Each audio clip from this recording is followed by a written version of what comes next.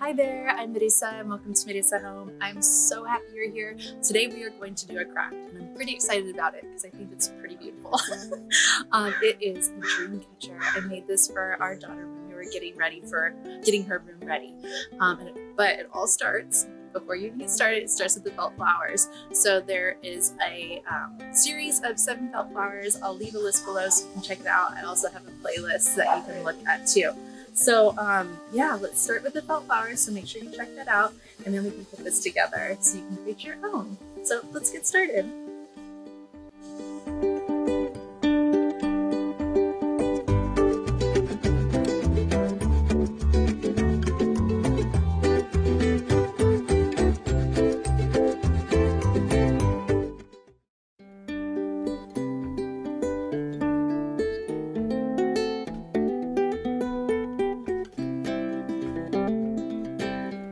Let's build out this dream catcher. So in the 10-inch metal ring, find the seam. I am tying a knot here so we don't see the seam and we can cover it with the felt flowers that we made later. So make sure it's nice and tight. And then about 5 inches, every 4 or 5 inches or so, we're going to tie a simple knot. So you're going to stretch the hemp cord across the ring and slip the approximately 5 feet of hemp cord between the hemp cord and the ring. And then we'll pull this pretty taut, and I just kind of held it with my fingers just to make sure it didn't move around as I secured the second simple knot. So we'll just do this all around until we've completed our first go around on the ring.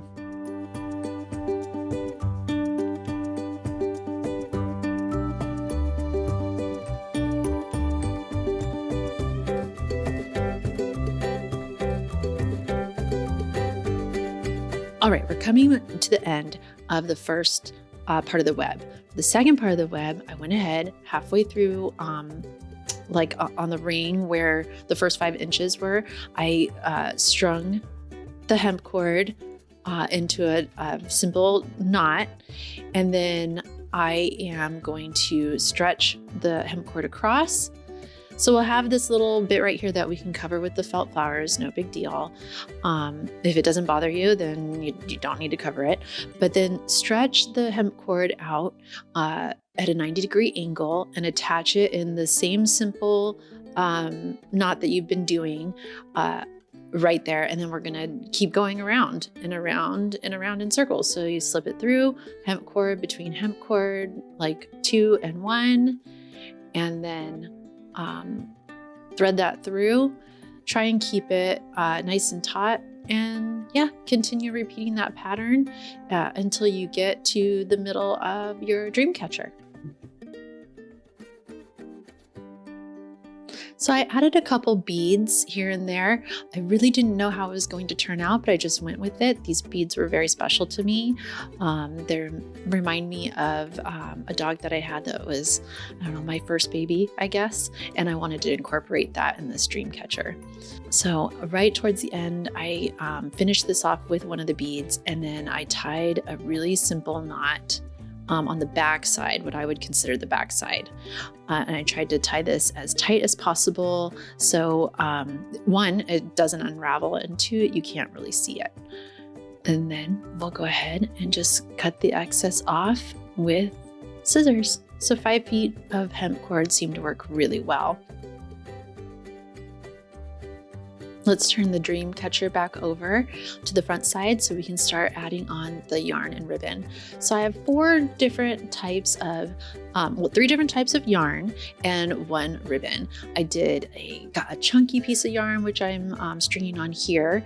I'm putting the loop on the front, and I'm just gonna make sure that the tails are the same length. So if you need to adjust some of your tail lengths, go ahead and do that, because we're going to cut these into a V shape later, but I do want them to kind of all start at the same length. So, we don't have some that are shorter than others later on. Fold the 40-inch piece of yarn in half, and you are going to take the folded portion and loop it over on top through the ring, and then thread the tail ends through. And you'll just keep repeating that process with your ribbon, with your skinny string, or any of the yarns and strings and ribbons that you want to use for your dream catcher. So keep doing this until you have completed the fullness that you want on the bottom of your dream catcher.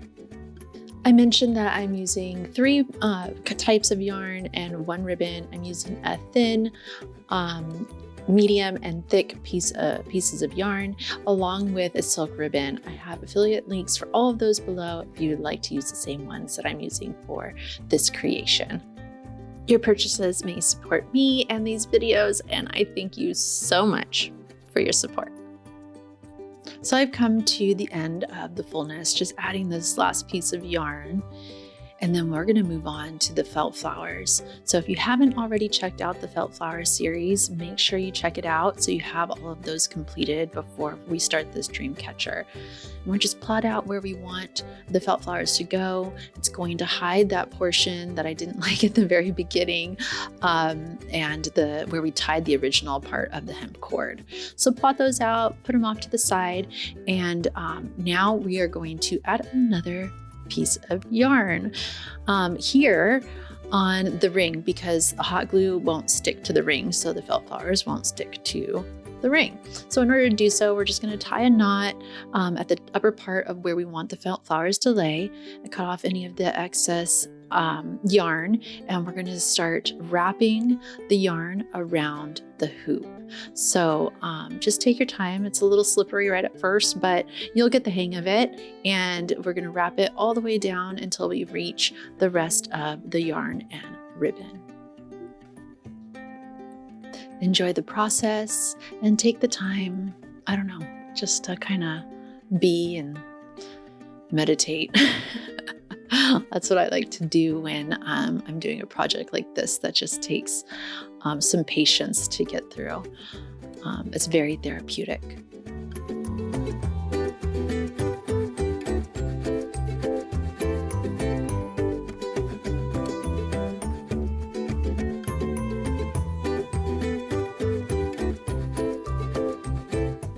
This thin piece of yarn has now met with the rest of the yarn and ribbon, and we're just going to tie a simple knot right at the bottom so it stays put, and we'll allow the excess string to just hang out there. So let's put these felt flowers back on. We need some hot glue, so make sure you have your hot glue gun on the ready, and place the glue onto the string, not onto the flowers, because you'll have hot glue everywhere. So place it onto the string that we just attached onto the hoop, and place as much hot glue as you can, and then put your felt flower on there and hold it for a moment so it can stay put. And use your best judgment as to what flower you want to attach next. I decided to do the big poppy because it just was the anchor for the whole hoop, and I wanted to make sure that I had that exactly where I wanted it. So again, place as much glue as possible onto that area, put on your felt flower, hold it for a moment, and then you can attach the rest of your felt flowers as you see fit to make sure you get the orientation that you originally plotted out. So I'm using 6 of the 7 felt flowers from our felt flower series. I started with the Starburst Dahlia, then moved on to the Poppy and the Ranunculus. Right here I'm adding on the Wavy Rose, and then I'm going to add the Pom-Pom, which is a lot of fun. I'm just missing the Chrysanthemum, so I'm going to have to do another dream catcher so we can add that. Just adding this last felt flower. This is the Elegant Rose right here. Just love the way this is turning out. It's just so beautiful. All right, so now those are in place, let's move on to cutting the fringe. So right off the bat, make sure that your center fringe are the same lengths, so you have a starting point. If you want to do a V shape on your fringe, then go ahead and grab a handful and start cutting at an angle. Depending on how severe you want the angle to be, it's up to you. I'm doing, I don't know, maybe like a 45-degree angle or so, and I'm doing that on the left and then the right. And you're more than welcome to not do a V-shaped fringe at all. You can just let it stay free. I have plenty of hoops where it's like that, and they're absolutely beautiful too. Once you have your initial shape, go through and clean it up. You can even hang it up on the wall, let it sit for a little bit, see how it hangs, and trim any other parts that you feel like trimming. Let's plot out these feathers. Grab a couple feathers and kind of place them where you want, and then let's attach them onto your dream catcher. So place a bit of the hot glue onto the feather. Take one of your skinny pieces of yarn and take your time, wrap it around from the top to the bottom. Make sure your feather is facing the way that you want it to face once it is hanging up onto the wall. And just take your time, be patient, wrap it all the way down to the base of the shaft where the feather begins, and then allow the rest of the string to just hang out in the back. You don't need to cut it. And repeat the process for the other feathers that you're adding. We're adding 2 more here.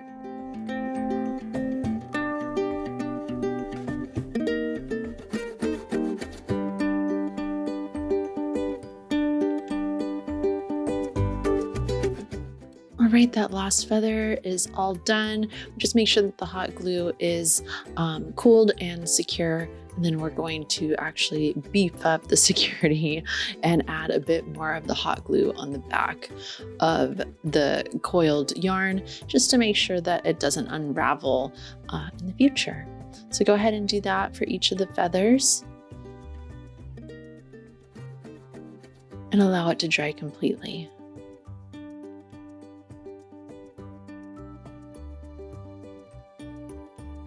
Okay, time to add on a charm.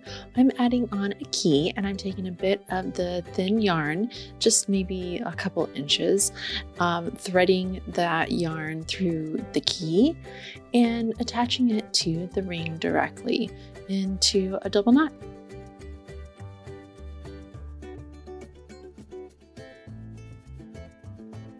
Make sure the knot is really tight and secure. We're going to reinforce it with some glue later. Actually, let's go ahead and turn over the dream catcher so we can just check all the yarns, all the ribbons, make sure that there's nothing loose. If there is, go ahead and reinforce it with a bit of hot glue with all of the felt flowers attached to the ribbon directly.